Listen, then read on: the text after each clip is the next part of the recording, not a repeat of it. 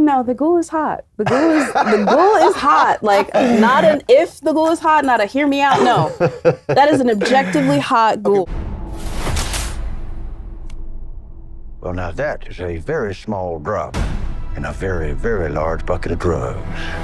Hello, everyone, and welcome to the Awards Tour podcast. I'm your host, Jacqueline Coley, and I'm joined here today by a man that really does need no introduction after how many years you've had in Hollywood, but Mr. Walton Goggins, sir, thank you for being here. Thank you very, very much for having me. I'm so excited to talk about so many aspects of your career, but I have to begin with this incredible role that you're currently promoting right now with Fallout, playing the Ghoul and Cooper Howard. This has to be just kind of one of those great calls to get, knowing you're going to get to play this character. So I'd love for you to talk a little bit about how you got invited into the world of Fallout.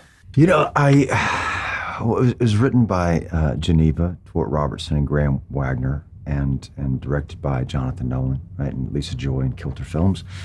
Geneva was an old friend of mine. We did Tomb Raider together, and Graham I didn't know, but I'm a very big fan of, and I didn't know Jonah, but have been a fan of his going back to Memento. I met him once at an Academy Award luncheon when we were nominated. We won for our short film, the short film that we did, and it was the same year that Memento came out. He says he remembers it. He's lying. But I was, you know, and have been just a fan ever since, and they wanted to get on the phone and talk about, you know, this project. I really didn't know anything about Fallout. When they told me what it was going to be about, I went online and kind of read like an article about it, and there was a character there, and I thought, oh, well, maybe it's going to be the hero of the story, the Vault Dweller, and then stopped kind of reading the article, and we got on the phone and we started talking, and like a Zoom call, and literally 3 minutes into it, I said, I'm in, just so you know, I'm in. And he said, well, don't you want to know what you're playing? In the back of my mind, I'm thinking, oh, that's the hero, you know? And he said, you're playing, I said, no, it's irrelevant, I'm in. And he said, well, you want to read a script?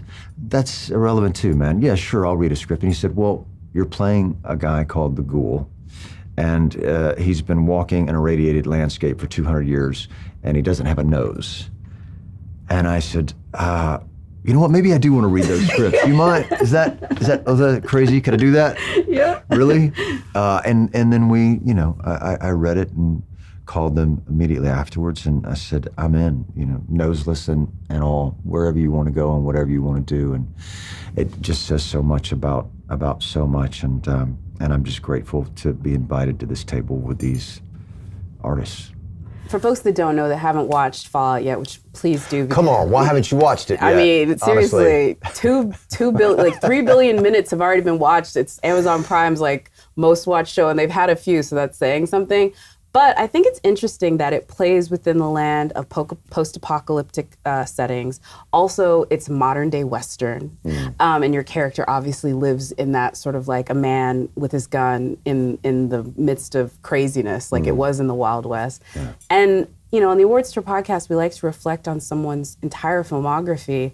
I don't know if it was the casting directors just hearing that beautiful Southern twang with you, but Westerns have been a part of your sort of like entry into Hollywood from like moment one, but you're also a huge fan of the genre. Is that one of those things where it's like you're just glad that what you like also ends up to be what you do? Because you've done quite a few. I've done a few, you know, over the years. I mean, I'm trying to think of like the very first one you people have seen, but maybe there was one before this, Shanghai Noon, was a comedy, and with Jackie and Owen, and obviously the Hateful Eight. I suppose Django on some level could be a Western, and then a few, you know what, I did,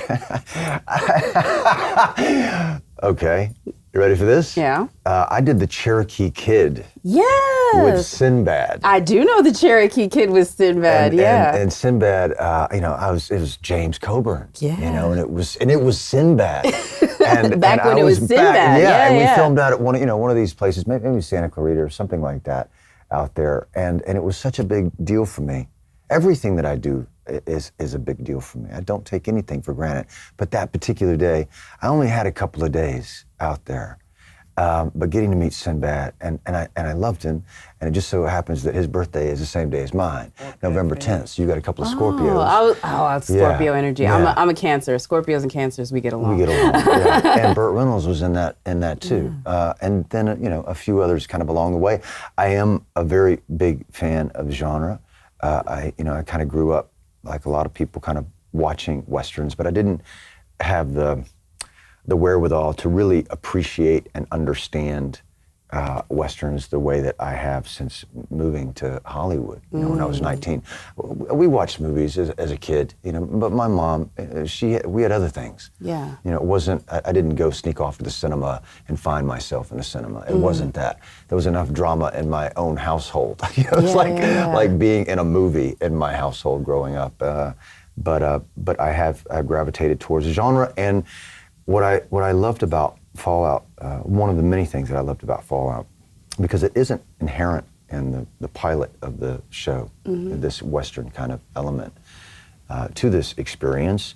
And once I got to, and the audience, once you get to episode 2 or 3, you realize that the Western themes in this story aren't there for, they're not gratuitous, right? They're organically weaved into the story, predicated on the person's experience that I also play, Cooper Howard.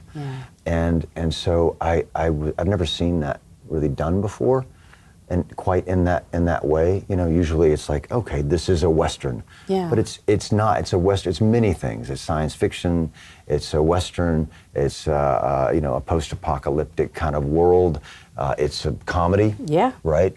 There's some romance. It's a romance, yes, that's exactly right. A love story and a family story. And a family story. And all of those play at like a very high level. One of the things that struck me watching your performance in this is I saw little touches of everything that you'd done before. We didn't even mention Justified. Obviously, that's also another modern Western that you played inside. But there's aspects of everything I think I've seen you've done in previous aspects of your filmography in this performance. It's sort of the swagger that you brought to like a performance like in The Shield, maybe a little bit. And it's the comedy that you bring in Righteous Gemstones. But in addition to that, it is sort of like the broad audacity of stuff you do in like The Hateful Eight. And all of that is in this. What would you... you talking politics. Yeah, seriously. I mean, I'm not lying. But what would you say was the most challenging aspect for you as an actor? Because I know you're a very thoughtful one in that you're going on there, you're hitting your marks, and you're living whatever you feel on the page. But they're difficult days, and this role asked a lot of you, from performance to stunts to cosmetic and prosthetics and everything. What was the part of it that you were like, all right, we got to get this together? Well, that was it was a lot. I'm a person that I tend to move a lot as a person, just in my own life. I'm constantly kind of walking around my house and cleaning. I'm a big obsessive compulsive cleaner. The world needs you. Hey, I'll come clean your house. That's what I do. Knowing that that this was going to be a lot of time in the chair. I'd only done that. Well, I've done it a few times, but I knew that was going to be challenging for me right out of the gate. But I knew that it would take, a certain amount of mental preparation. And I think anyone who's ever gone through this process, right? There are so many actors over the years that have experienced this, but they would all, say the same thing. It started off as 5 hours kind of in the chair, and we got it down to an hour and 45, 2 hours by the time we were done. So once I got kind of used to that, the very first day we started filming, it was like 106-degree heat index in New York, which is where my first day was. And I walked out feeling like $1 million from an air-conditioned trailer. You know what I mean? I was like, I got this. I see myself, I can do this. And then, I had the costume on and then walked out, and it was that hot. It was like starting to sweat and like starting to like have a panic attack. Oh my God, okay, it was 3 hours just to get to this point, and now we start work. And I got down there and put the retainers in my mouth, which I just didn't think about. I couldn't really get the words out. It took a while to really understand how to talk with these things in my mouth. And after the first take, I literally sat down on a log and I said to myself, you need to get it together. You got to pull it together right now, man, because you're too old for this shit. This is day one, man.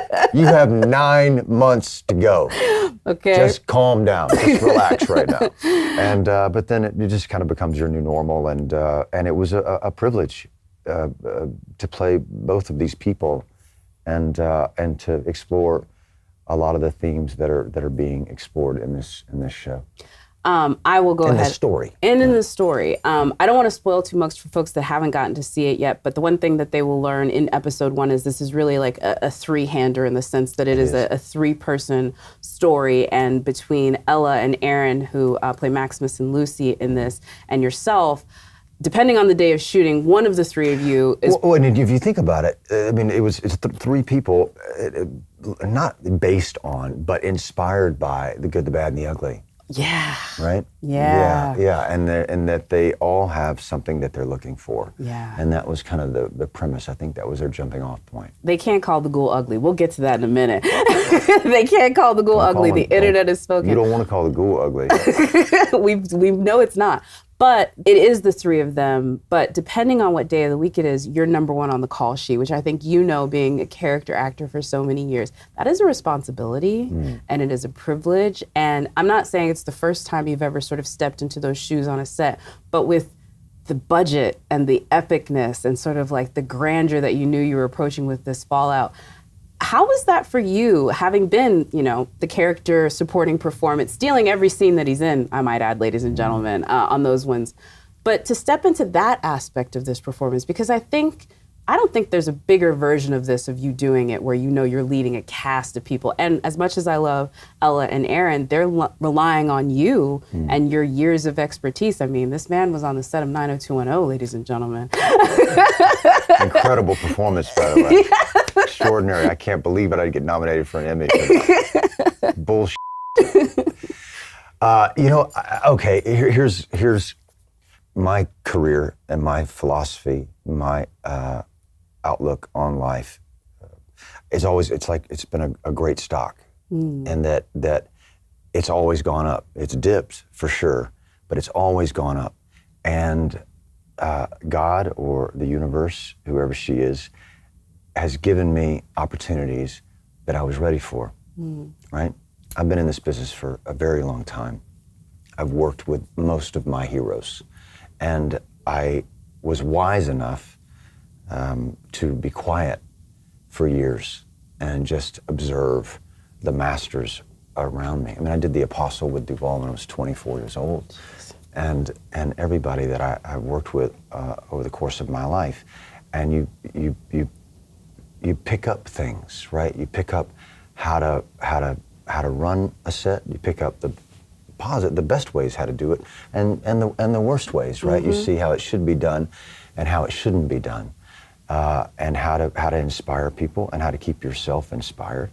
And like I said, I've had a lot of people step into that role for me along the ways. One of the biggest, most influential people in my life in this particular aspect that you're talking about is Michael Chiklis. And I saw over the course of the 7 years of doing The Shield, I saw this man step into that leadership role. Yeah. And so I have effectively learned from the best. Yeah. I've had the opportunity to be number one on the call sheet more than a few times in my life. It was, I knew this was a lot of money. I knew that there were a lot of expectations, but the only thing that I'm in control of, and I fervently believe this, is my contribution, right? And I can work harder than everybody in the room, and I can listen, and I can turn myself over to an imaginary set of circumstances, and care and be committed to the degree in which I care and am committed to the things outside of this business, right? Yeah. That's all I have control over. I knew that, Jonathan Nolan knows exactly what he's doing. Every head of department on this show showed up with that inspiration and that commitment to the process. So I was never, on my own, but I do know how to set a tone, and I do know how to lead people. And in some ways, I'm not an alpha, and I'm not a beta. I really am a gamma, and I think that's, if I like anything about myself, God, the that world is, could use a lot more of those. maybe, you know, I Yeah. mean, I can lead Yeah. and I can follow, Yeah. and I've always kind of been able to do that, and so I feel like at the outset of this experience, once I got over the enormous psychological pain, if you will, or the anxiety of being the ghoul and sitting in that chair for that long and having this makeup on my face. Once I got over that, I really enjoyed it, and I knew that you know what, I got this. Yeah. It's okay, and if I'm calm, everybody else is calm, and we're there to tell a story that has value. I think you're very thoughtful too with your projects. I just look at some of your more recent works, if we're gonna just put a highlight of some of your stuff that folks will remember from like literally recent years. The Hero in I Am Virgo. This, we have, you're about to be in White Lotus. And Wait a minute, really? Am I? You're about to be in White Lotus. And then you're also in contention for the last season of The Righteous Gemstones. So that's kind of crazy. What is it about projects that really draws you to it? Is it the people? Is it the work? What's making it? Because I don't think it's like, hey, this is what's gonna be the next cool check. I think you're very thoughtful about what you want to do. I think so. I'd like to think that. Yeah. You know? And I did this movie directed by Bill Pollard called Dreamin' Wild. And it's this true story about these two brothers who made this album. And it's me and Casey Affleck. And this is just an example.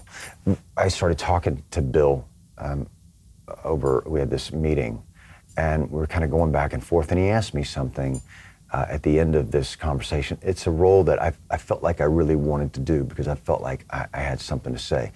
And he asked me point blank, how do I cast two leading men to play two roles where there could be only one leading man? He was being kind. You know, I know the stories I've been in where I can be a leading man.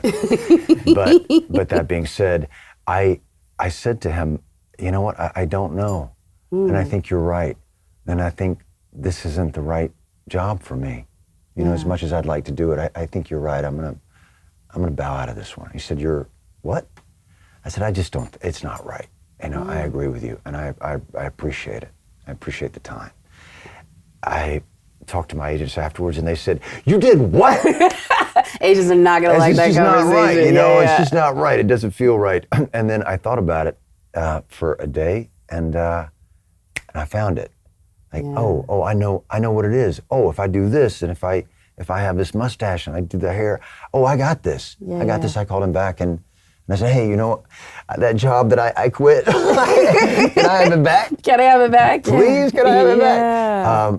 But so to answer your question, to be thoughtful about projects, I really, at this point in my life, when it's a luxury to have the option of saying no, it really comes down to, I feel if I have something that I can bring to the table, and if the director likes that, regardless of how flashy or not flashy it is, that's irrelevant to me.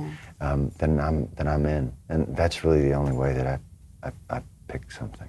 I want to bring it a little bit back to the ghoul. We kind of hinted at this the other day, because you're right, it is a physical transformation, but I think you and Jonah and Geneva and Graham and everybody that worked on it, including the makeup and application folks, Vincent, they all made the ghoul what he is. But I'm going to say this again, because the internet has had its day. Have you seen how hot people think the ghoul is? Like, did your son, who I know is a big Fallout fan, and like introduce you to the series, did he send you the thirst TikToks of like, they think the ghoul is hot? Or have you seen any of this? I've seen some of it, because friends have kind of sent it, and there's been some articles out there, and so I have seen some of it. It was surprising. Really? Yeah. You knew that he was going to be attractive. Like, he's going for, you know. I mean, like, he doesn't have a nose, so I mean, like, he's attractive to me, but if he's gonna be attractive to somebody else, you have no idea. I don't know. Is it the swagger makes the man or the woman? I guess. I think look, you already had people being like,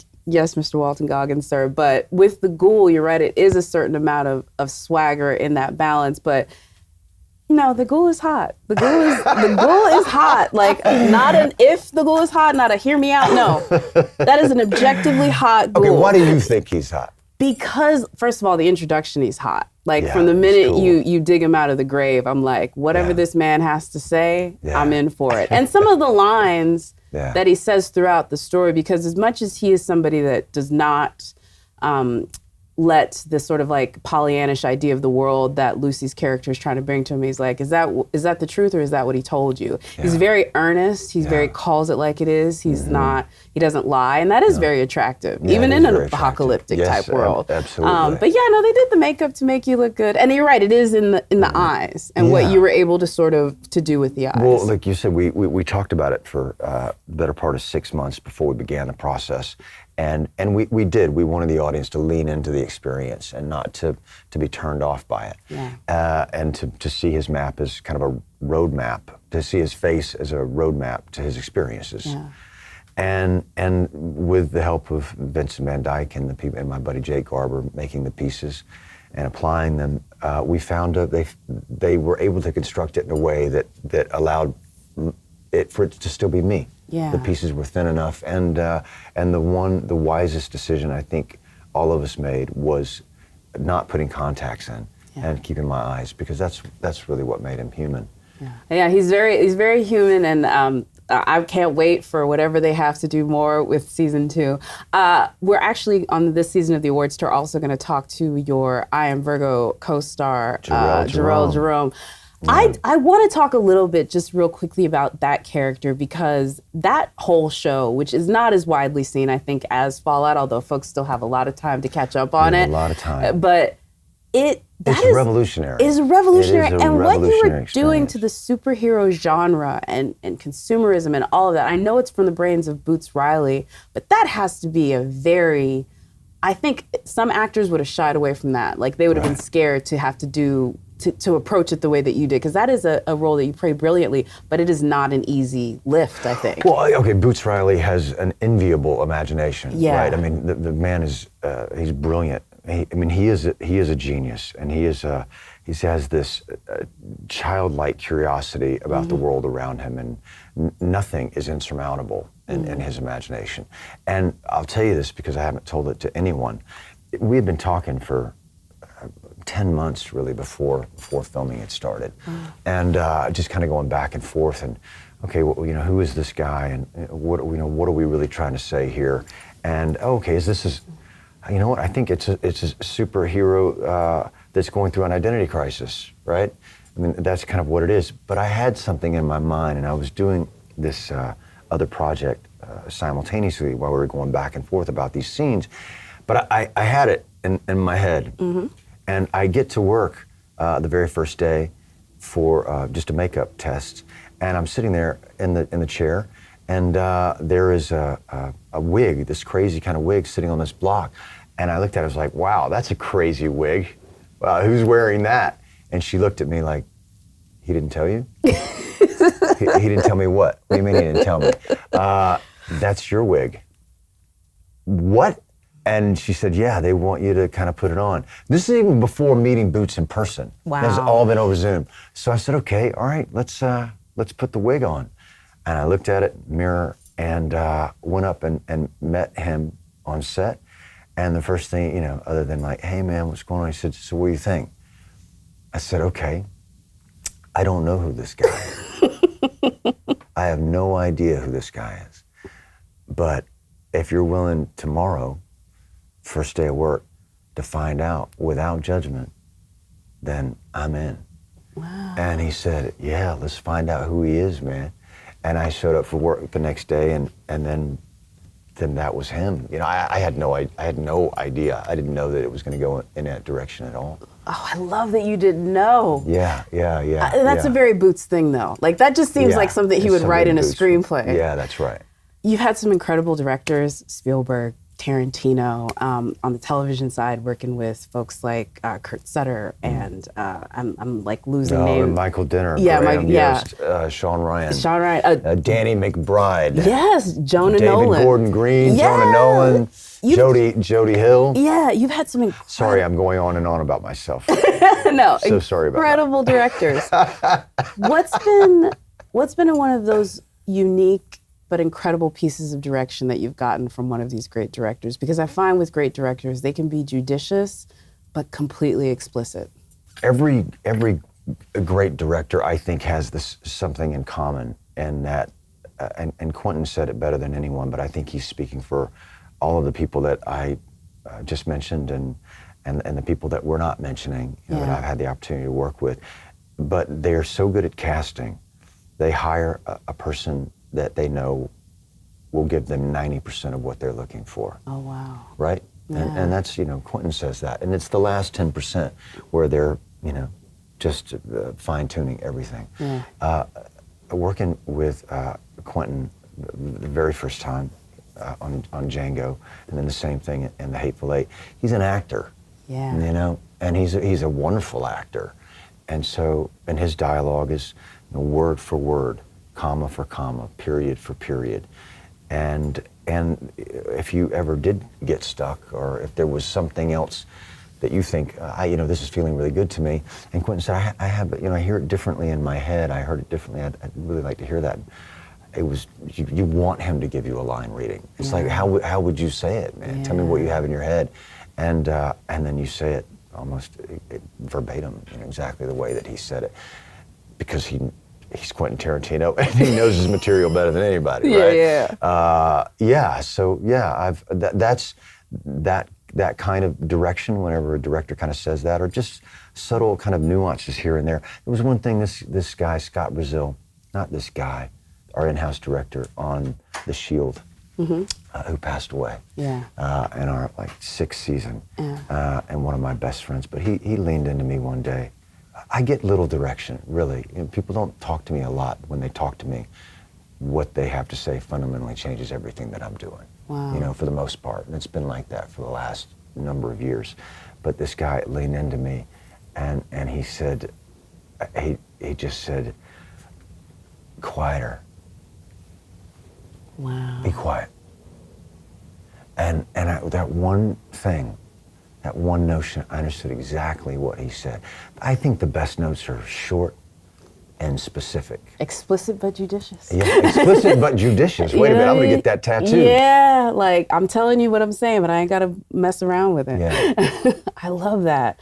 I have to ask you, because I figure any actor that worked with Quentin up to this point is kind of lamenting the fact that he says it's gonna be the last one, and now he's not. We don't even know what that last movie's gonna be. But is that the type of moment where, like, when you hear that happening, you're like, if you need me to be a water boy, I'll be there, brother. I think everybody has that feeling, right? Did you do it though? Would you Everybody. like send a little email, be like, hey? You know, Not saying you want you know what? something. I think here's what I think. I think that it's just a given. It's implied, right? And so you out of respect for the man and the respect for his process. Yeah. I did not do that. I don't think I'm the only person who has not, you know, who wouldn't do that. And I, if the phone rings, the phone rings. And if it doesn't, you know what? It rang twice. It rings twice. It's really good. And I've gotten that golden ticket, and, you know, the invitation of a lifetime, and that at the end of every experience, it has to be enough for you. Yeah. Right? Even though it leaves you wanting more, I had it once. Yeah. You know. Well, I do know, both from interviews, and then also I've heard him talk about, I've done a few Q&As with him. He mentions your show Justified every chance he gets. He's obsessed with it. He loves that show. He does, yeah, he you does know love that this. show. Don't act like you don't know this. No, I know, yeah. Like, Yes, he's like, so Yeah. I'm glad you got the call twice. I have to ask this because the internet would be mad at me, although Mike White and the HBO folks might like come for me. Is there anything you can tell me other than you like Thailand right now since you're filming White Lotus? Like, literally, you're about to go hop a plane right back to Thailand. So Yeah. is there anything what you can can I tell you? Whatever you can tell me. The internet wants to know if you can, because you're in it. It's Mike White. That tells us a lot. Yeah. Mike White directs every episode. Oh, wow. Okay. I think that was in the deadline piece. Wow. You know, okay. Can I say this? I'll say this. The person that I am playing has something in common with almost every character that I've ever played before. Ooh. He has something in common with every character that you ever played before. Including the ghoul, by the way. Including the ghoul? Yeah. You know what that is? What? He's a Scorpio. Oh, stop! Truthful! It's so true. Now I'm gonna be like doing all da-da-da. Is there anything you got to do on this that you haven't got to do before? On the White Lotus? Yeah. Yes. Yeah.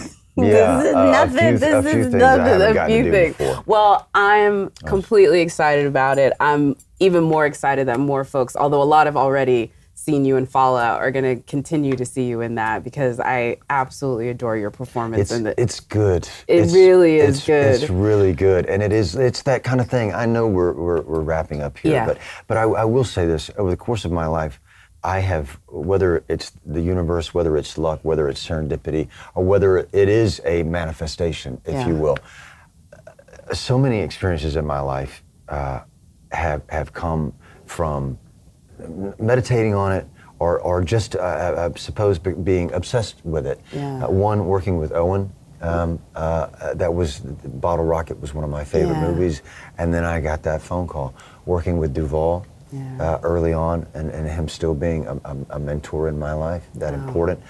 That was my guy. That's all that I wanted with Quentin, with McBride. It was the same thing, and David Gordon Green. And Mike White is the same, you know. And I never reached out to him before, you know. I'm very respectful of people's process, but I did have a little doll made out of him, a little voodoo doll. No. If you were praying to it, he would actually like that. I'm so sorry, Mike. I did make a doll from you, and I prayed and I burned incense around it. Please. For years, going back to Enlightened. Enlightened. It's so old and falling apart. You would have killed in Enlightened. No offense to anybody that was in it, but you would have been great in that. I could see you in a psych ward, coming to the other side of it. Yeah.